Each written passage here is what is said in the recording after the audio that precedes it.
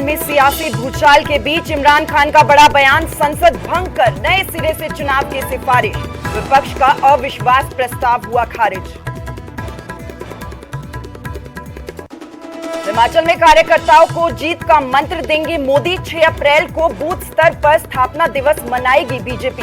हर मंडल में 5000 कार्यकर्ता लेंगे हिस्सा। हिमाचल में कर्मचारियों के लिए आज हो सकता है बड़ा ऐलान। अराजपत्रित कर्मचारी महासंघ के कार्यक्रम में पहुंचे सीएम जयराम ठाकुर। जयराम के मंत्री के बिगड़े बोल, इंदिरा गांधी को लेकर बोले सुरेश भारद्वाज। कहा, पूर्व पीएम की हत्या से कांग्रेस को सहानुभूति में मिली सत्ता। सियासी सरगर्मी के बीच शिमला में छुट्टियां बिता रहे राहुल गांधी। छराबड़ा में बहन प्रियंका गांधी के घर पहुंचे। पिछले 5 दिनों से शिमला में ही हैं प्रियंका। चंडीगढ़ को लेकर पंजाब हरियाणा में बड़ी तकरार। मनोहर सरकार ने 5 अप्रैल को बुलाया विशेष सत्र। पंजाब के प्रस्ताव के खिलाफ उठाया बड़ा कदम। अनिल शर्मा के बयान से मंडी की सियासत में बड़ी हलचल। आपको लेकर बीजेपी और कांग्रेस को दी नसीहत। कहा, दोनों पार्टियों से नाराज नेता थामेंगे आपका दामन। और जनमंच के जरिए जनता के बीच जयराम सरकार। हर जिले में जनमंच कार्यक्रम। जनता की समस्याओं का मौके पर ही होगा निपटारा।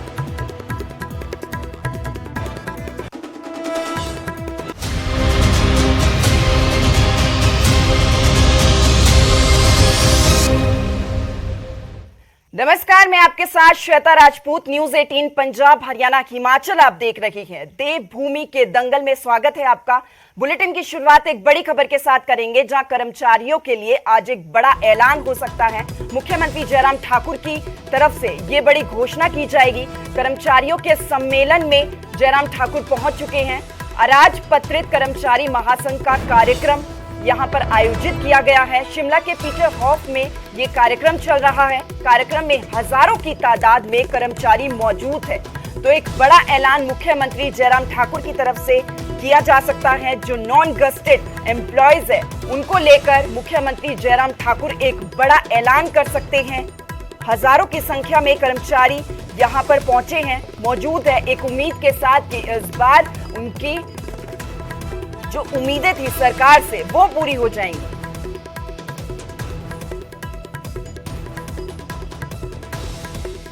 तो इस सम्मेलन को संबोधित कर रहे हैं मुख्यमंत्री जयराम ठाकुर।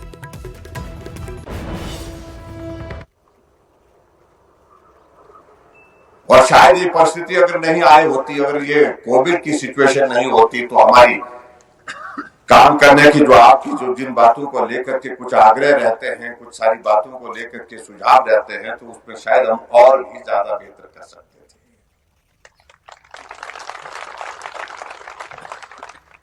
लेकिन मैं ये बात भी कहना चाहता हूं कि आज से पहले जो हमसे पहले जो जिन मुख्यमंत्रियों को एक सामान्य परिस्थिति में कार्य करने का सौभाग्य प्राप्त,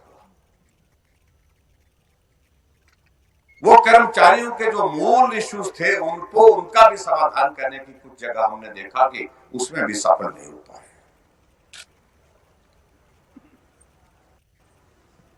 और हर नेतृत्व का अपना काम करने का तरीका होता है।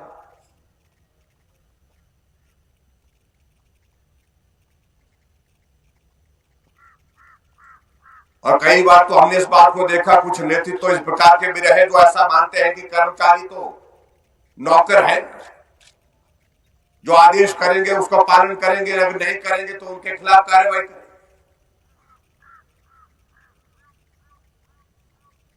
हमने कहा इस प्रकार के व्यवहार से मुझे लगता है कि देवभूमि हिमाचल प्रदेश में आवश्यकता नहीं है। हम प्यार से काम कर सकते हैं, मिलकर के काम कर सकते हैं।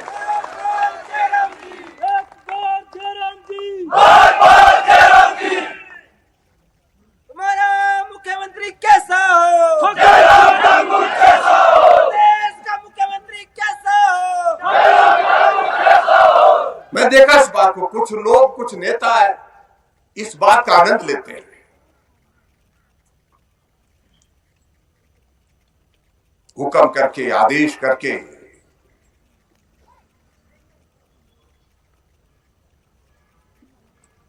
और मेरा मानना यह है कि सब जगह हुक्म और आदेश जो है वो काम नहीं आता है। जो कार्य प्यार से किया जा सकता है, जो एक आपस का एक संबंध बना करके किया जा सकता है, हुक्म तो तब तक चलता है जब तक कि आप चला सकते हैं।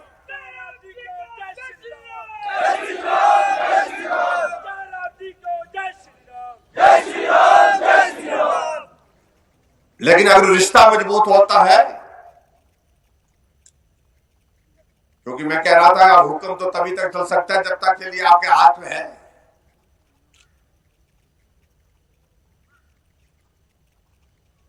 लेकिन लंबे समय के लिए अगर रिश्ता कायम होता है, वो रिश्ता कायम तब होता है जब आपका आपस में जो है एक अच्छा सौहार्दपूर्ण रिश्ता बना, तभी जाकर संभव है। इसलिए हमारी काम करने की प्रणाली में और दूसरे के काम करने की प्रणाली में बहुत अंतर है भाई। कई लोग बोलते हैं, हमको सुझाव देते रहते हैं कि आपको ऐसा करना चाहिए, आपको वैसा करना चाहिए, आपको उसकी तरह करना चाहिए, आपको उसकी तरह करना चाहिए। मैं समझता हूं उसकी आवश्यकता नहीं। जो मैं कर रहा हूं, जो हम सब कर रहे हैं, हम अपने हिसाब से कर रहे हैं, अपने समझ के मुताबिक कर रहे हैं।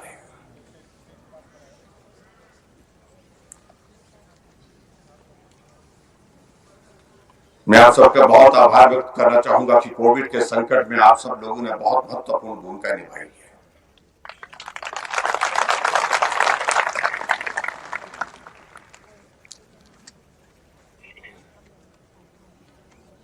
एक ऐसा दौर था जिसके बारे में हम जीवन में आदमी ने कल्पना भी नहीं की थी।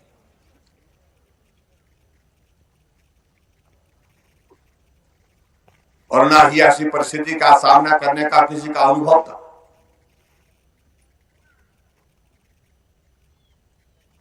और इसलिए उस दौर में जो भी जितना भी हमसे बन पाया, जो हम कहते रहे, कर्मचारी वर्ग जो है उसमें सहयोग देते रहे। खासतौर से स्वास्थ्य विभाग ने तो खूब, स्वास्थ्य विभाग हो गया, आशा वर्कर हो गया, आंगनबाड़ी वर्कर हो गए, उन सब लोगों ने। लेकिन उसके साथ साथ में महिला स्वास्थ्य कार्यकर्ताओं को बहुत बहुत बधाई, उनका बहुत बहुत धन्यवाद। अगर ठीक, बहुत बहुत आपके योगदान सचमुच में बड़ा योगदान। अगर आज यहाँ सारे यहाँ पर ये बैठे हैं ना, इतनी भीड़ बैठी है, ये भीड़ इसलिए बैठी है कि हमारे जो महिला स्वास्थ्य कार्यकर्ता के जो यहाँ पर बैठे हैं, जो प्रतिनिधि यहाँ पर बैठे हैं, जब आपको अगर वो फर्स्ट डोज और सेकंड डोज नहीं लगी होती तो शायद ऐसी भीड़ में बैठने की गुंजाइश नहीं। इसलिए आपका विशेष तौर से आभार, लेकिन उसके साथ साथ तो सब लोगों का भी योगदान उसमें रहा। और मैंने इस बात को भी देखा कि इस कोविड के दौर में और अभी तक 4 साल के इस कार्यकाल में स्वाभाविक रूप से आपके इश्यूज होते हैं, मांगे होती है, ये होना चाहिए, वो होना चाहिए, लेकिन आप लोगों ने सब्र रखा, संयम रखा। हाँ, अभी जब हमारा बजट सत्र शुरू हुआ तो उस वक्त कुछ कर्मचारियों ने कुछ बातें कहनी शुरू की। कर्मचारी जरा, तो मुख्यमंत्री जयराम ठाकुर यहां पर कर्मचारियों को संबोधित करते हुए नजर आ रहे हैं। उम्मीद की जा रही है कि कर्मचारियों के लिए एक बड़ा बयान किया जा सकता है। तो एक बड़ी खबर, पांवटा साहिब में दिन दहाड़े गुंडागर्दी देखी गई है। सरेआम लोहे की रॉड से एक युवक की पिटाई की गई है। और हैरानी वाली बात तो ये देखिए कि पुलिस पोस्ट से महज 20 मीटर की दूरी पर यह गुंडागर्दी हुई है, लेकिन पुलिस को इसकी खबर तक नहीं लग पाई है। तो तस्वीरें इस गुंडागर्दी की आपको दिखाएंगे। सरेआम किस तरीके से गुंडागर्दी की जाती है वो आप देखिए जरा। तो टीवी स्क्रीन पर तस्वीरें आपके सामने हैं। दिन दहाड़े किस तरीके से एक युवक को पीट दिया जाता है और कोई भी बचाने के लिए मौके पर नहीं आता है। सबसे ज्यादा हैरानी वाली बात तो ये है कि पुलिस चौकी बिल्कुल नजदीक पे ही थी, लेकिन इसके बाद भी पुलिस को भी कानो कान खबर नहीं हो पाती है, कोई भी कार्रवाई नहीं होती है, किसी को इसके बारे में नहीं पता चल पाता है। तो तस्वीरें आप देखिए किस तरीके से बदमाशों के हौसले बुलंद है। और ऐसा पहली बार नहीं है, ये कोई पहली तस्वीर नहीं है जो सामने आई है। इस तरह की कई तस्वीरें सामने आती रही है। लेकिन सबसे ज्यादा हैरानी वाली बात यही है कि ना तो कोई मदद के लिए आगे बढ़ता है और ना ही पुलिस को पास ही में चौकी होने के बावजूद कानों कान इसकी खबर हो पाती है। तो इस पूरी खबर पर ज्यादा जानकारी के लिए हमारे संवाददाता सतीश शर्मा हमारे साथ जुड़े हैं। सतीश, आखिर ये पूरा मामला क्या था, पहले वो जानना चाहेंगे आपसे। देखिए, ये जो पूरा मामला है पांवटा साहिब का है, बिल्कुल पांवटा साहिब का जो उत्तराखंड के साथ जो बैरियर फंसा है, यहाँ पर ये पूरा घटनाक्रम सामने आया है। किस वजह से इस युवक की जो पिटाई की गई है ये अभी तक स्पष्ट नहीं हो पाया है और ना ही पुलिस में इस बारे में कोई शिकायत अभी तक हो पाई है। और हैरान करने वाली बात यह है कि शहर के बीचों बीच इस तरीके की दबंगई जो वो देखने को मिली है, ये अपने आप में काफी हैरान करने वाली बात है। और पुलिस का ये कहना है इस बारे में कि जानकारी जो है जुटाई जा रही है और अभी तक कोई लिखित शिकायत जो है पुलिस को प्राप्त नहीं हुई है। अच्छा सतीश, जिस युवक की पिटाई की गई है फिलहाल उसकी कैसी हालत है, इस बारे में कोई जानकारी फिलहाल? देखिए, इस बारे में अभी तक कोई जानकारी नहीं मिल पाई है और पुलिस वो जानकारी जुटाने में लगी हुई है। पुलिस का ये कहना है कि जिस तरीके से ये वीडियो में देखने को मिल रहा है कि बेरहम तरीके से जो पिटाई की जा रही है, लोहे की रोड से पिटाई की जा रही है, तो मामला जो है संगीन है और इस मामले में पुलिस कार्रवाई करेगी। लिखित शिकायत नहीं मिली है पर पुलिस जरूर जो है वो पता लगाने में जुटी हुई है। जी चलिए, बहुत बहुत शुक्रिया आपका सतीश, आपने तमाम जानकारी दी इस पूरे मामले को लेकर। तो तस्वीरें आपको लगातार दिखा रही हैं किस तरीके से गुंडागर्दी की जा रही है। सरेआम एक युवक की पिटाई हो जाती है, ना कोई बचाने आता है ना ही पुलिस को कानों कान इसकी खबर हो पाती है। तो चुनाव नजदीक है, हिमाचल के सभी पार्टियों ने एड़ी चोटी का जोर लगा दिया है। हिमाचल में भी अब कार्यकर्ताओं को जीत का मंत्र देने पीएम नरेंद्र मोदी यहां पहुंचेंगे। 6 अप्रैल को बीजेपी का स्थापना दिवस समारोह होगा। बीजेपी प्रदेश भर में बूथ स्तर पर स्थापना दिवस मना रही है। हर मंडल में 5000 कार्यकर्ता हिस्सा लेंगे। जनसभा के बाद पद यात्रा भी बीजेपी की तरफ से निकाली जाएगी।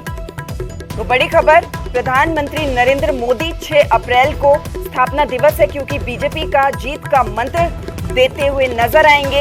एक बड़ी चुनौती बीजेपी के लिए यहां पर इसलिए भी अब है क्योंकि 6 अप्रैल को आम आदमी पार्टी की तरफ से भी तिरंगा यात्रा निकाली जाएगी, जिसमें दिल्ली के मुख्यमंत्री अरविंद केजरीवाल और पंजाब के मुख्यमंत्री भगवंत मान भी पहुंचेंगे।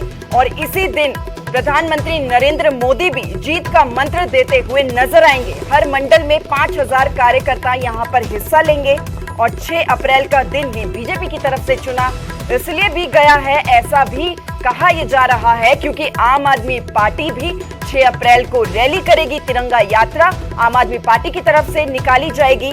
अब बीजेपी की तरफ से भी प्रधानमंत्री नरेंद्र मोदी को आगे रख दिया गया है। पीएम जीत का मंत्र देते हुए नजर आएंगे। और अब बात करते हैं हिमाचल सरकार के जनमंच की, जिसमें मंत्री सीधे जनता की फरियाद सुनते हैं। तमाम मंत्रियों की ड्यूटी लगाई है। हमीरपुर के सुजानपुर विधानसभा क्षेत्र में विधानसभा अध्यक्ष विपिन कुमार यहां पर पहुंचेंगे, जहां उन्होंने लोगों की जन समस्याएं सुनी हैं। इस मौके पर पूर्व सीएम प्रेम कुमार धूमल भी मौजूद रहे। वहीं जनमंच पर सरकार की उपलब्धियों पर भी प्रदर्शनी भी लगाई गई थी। वहीं नालागढ़ में ग्रामीण विकास एवं पंचायती राज मंत्री वीरेंद्र कंवर ने भी जनमंच कार्यक्रम के जरिए लोगों की फरियाद सुनी और मौके पर ही ज्यादातर समस्याओं का निपटारा किया गया। हम आपको 2 तस्वीरें दिखा रहे हैं, एक तरफ हमीरपुर के सुजानपुर की हैं तो दूसरी तरफ नालागढ़ की ये तस्वीरें हैं। तो महेंद्र सिंह ठाकुर शिमला में पहुंचेंगे और सुरेश भारद्वाज की ड्यूटी बिलासपुर में लगाई गई है। जनमंच में तमाम मंत्रियों की ड्यूटी लगाई गई है। कौन सा मंत्री कहां पहुंचेगा वो आपको ग्राफिक्स के जरिए बता रहे हैं। ऊना में सरवीन चौधरी की ड्यूटी लगाई गई है। सभी मंत्री जनमंच में पहुंचेंगे। जनता की समस्याओं का निपटारा मौके पर किया जाएगा। कुल्लू की बात करें तो रामलाल मार्कंडेय की ड्यूटी यहां पर लगाई गई है। उधर मंडी में विक्रम सिंह की ड्यूटी लगाई गई है। और किस तरीके से यहां मंत्रियों के जरिए मंच को संबोधित किया जाता है, जनता की समस्या सुनी जाती है, वो देखना होगा। आइए आपको बताते हैं कि किन मंत्रियों की ड्यूटी लगी है। महेंद्र सिंह ठाकुर ने शिमला में पहुंचेंगे, वो जनसभा को संबोधित करेंगे क्योंकि यहां पर जनमंच है और जनता की समस्याओं का मौके पर ही निपटारा किया जाएगा।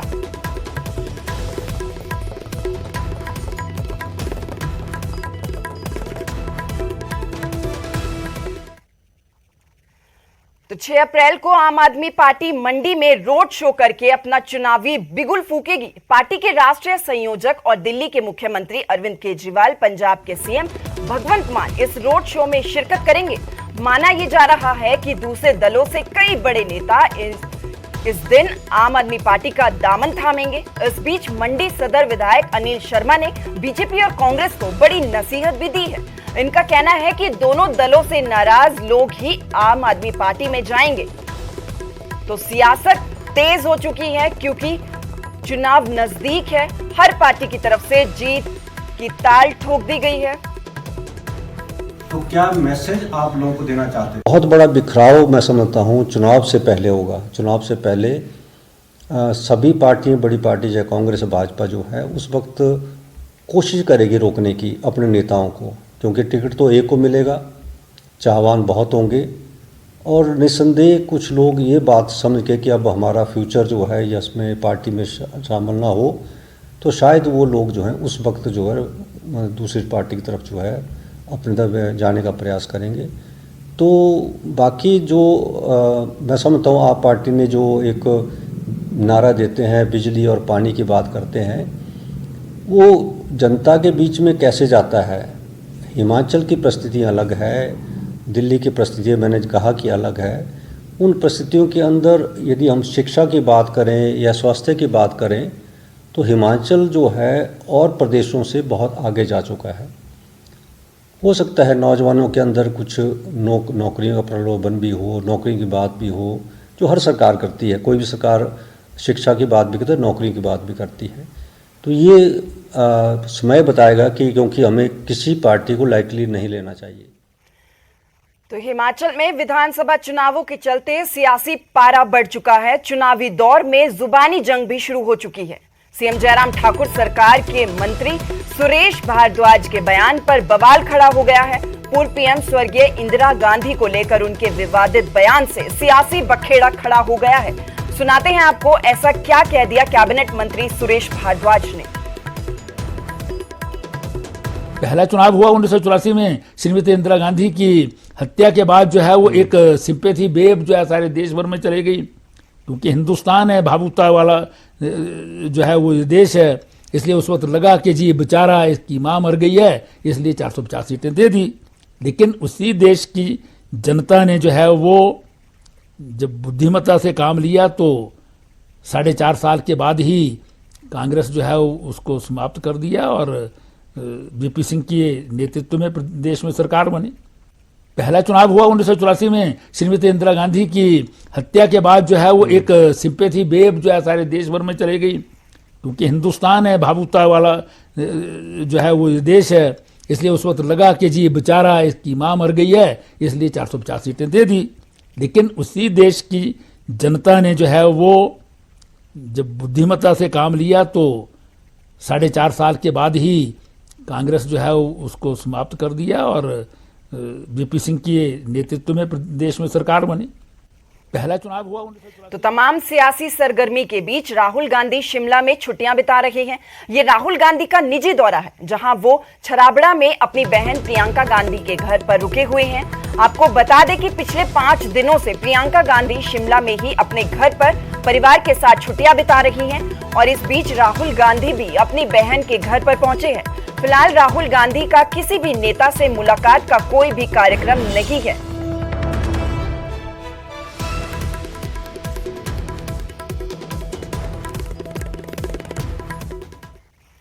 तो वहीं हिमाचल कांग्रेस अध्यक्ष कुलदीप सिंह राठौर ने ठियोग से अपनी दावेदारी ठोक दी है। राठौर ने कहा है कि अगर पार्टी उनको टिकट देती है तो वो ठियोग से ही चुनाव लड़ेंगे। वहीं ठियोग के विकास कार्य को लेकर उन्होंने जयराम सरकार को घेरा। कुलदीप राठौर ने कहा कि 5 सालों से ठियोग में विकास कार्य ठप पड़ा है और इसके लिए उन्होंने बीजेपी सरकार को जिम्मेदार भी ठहराया।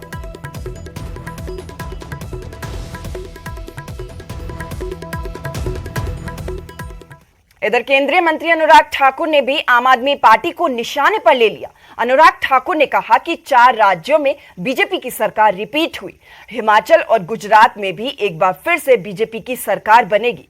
देखिए।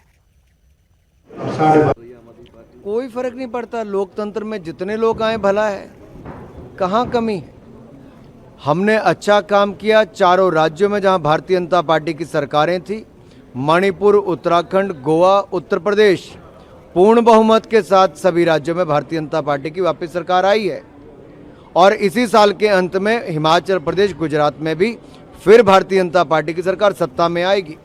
तो वहीं आम आदमी पार्टी में जाने की अटकलों के बीच में कैबिनेट मंत्री महेंद्र सिंह ठाकुर ने न्यूज 18 पर कहा कि वो बीजेपी के वफादार सिपाही हैं, कहीं नहीं जाने वाले हैं। आम आदमी पार्टी के हिमाचल में असर को लेकर भी उन्होंने बड़ा बयान दिया है, सुनिए जरा। हिमाचल प्रदेश के अंदर जो है वो किसी भी प्रकार से कोई भी तीसरा विकल्प यहाँ कामयाब नहीं है। हमने खुद तीसरा विकल्प खड़ा किया था 1998 में। पंडित सुखराम जी मैंने हमने हिमाचल विकास कांग्रेस पार्टी का गठन किया था और हम पहले 4 विधायक चुन करके आए थे। उसके बाद रामलाल मार्कंडे 6 जून को उनका हुआ था, वो 5वां बने थे। लेकिन तीसरा विकल्प यहाँ सफल नहीं होता है। तो यहाँ पर दोबारा से भारतीय जनता पार्टी की ही सरकार जो है वो बनेगी। वो तो आम आदमी पार्टी की चुनौती को आप खारिज कर रहे हैं। हमने ये भी सुना है कि वो लगातार संपर्क में है, कि बड़े नेताओं को रिझा रहे हैं, लुभा रहे हैं। आपसे तो संपर्क नहीं साधा उन्होंने। मेरे से संपर्क साधना, मैं कोई बच्चा नहीं हूँ, मेरी उम्र 72 साल है जी, ठीक है ना। हम भारतीय जनता पार्टी की सिपाही हैं और भारतीय जनता पार्टी के बीच में काम करेंगे। हम दोबारा से भारतीय जनता पार्टी की सरकार को रिपीट कराएंगे। हम दोबारा से इस प्रदेश में मुख्यमंत्री के रूप में ठाकुर जयराम जी को मुख्यमंत्री दूसरी बार कराएंगे। एक नया इतिहास, एक नए इतिहास की तरफ हम बढ़ रहे हैं। हिमाचल में इस बार कांग्रेस की सरकार बनेगी, ये दावा किया है कांग्रेस के फायर ब्रांड नेता राजेंद्र राणा ने। सुजानपुर विधायक राजेंद्र राणा ने चैत्र नवरात्रि के मौके पर मां ज्वालामुखी के दर्शन किए और पूजा अर्चना की। राजेंद्र राणा ने कहा कि मां ज्वालामुखी के आशीर्वाद से हिमाचल में कांग्रेस पार्टी की सरकार बनने जा रही है। वहीं उन्होंने जयराम सरकार को निशाने पर लिया और कहा कि 2.5 लाख कर्मचारी हिमाचल की सड़कों पर हैं। 2003 में जब केंद्र में बीजेपी की सरकार थी तो इन्होंने ओल्ड पेंशन स्कीम को बंद कर दिया था। उन्होंने कहा कि पेंशन स्कीम का लाभ मिलना चाहिए और उनका ये हक कांग्रेस दिलवाकर ही रहेगी। वहीं महंगाई और रोजगार को लेकर भी उन्होंने बीजेपी सरकार पर हमला बोला।